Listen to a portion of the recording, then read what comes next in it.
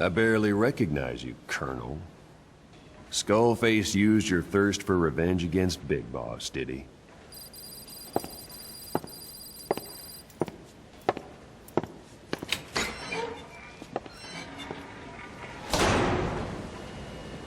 Boss, I've updated the mission list. We've received some new job offers. The details are on your iDroid.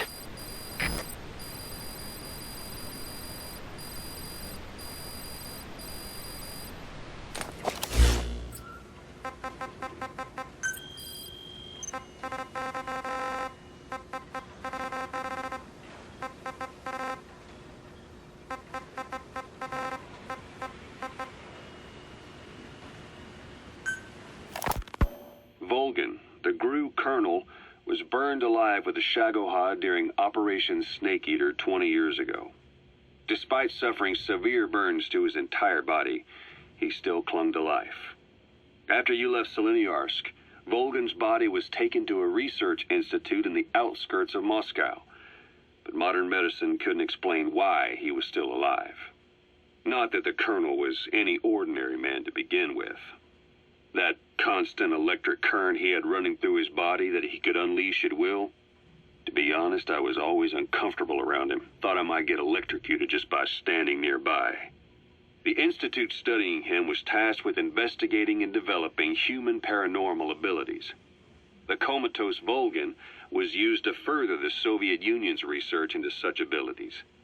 But not long ago, the facility burned to the ground, and Volgin's body was never found among the rubble, even though the fire started in the room where they were keeping him.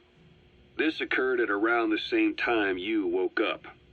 If Skullface was right, and a thirst for revenge can turn a man into a demon and keep the dead alive, then this man on fire who's been coming after us ever since you woke up, well, that just might be what's left of our old friend Volgin. It's not over yet. Back in '64, in Seleniarsk, you brought his plans for a utopia down in flames. That grudge is what's keeping him alive. The day the research facility holding Volgin burned down, a Soviet jumbo passenger jet happened to crash nearby, far away to the north of that hospital in Cyprus. On board the plane was a young boy who was being studied at the same facility.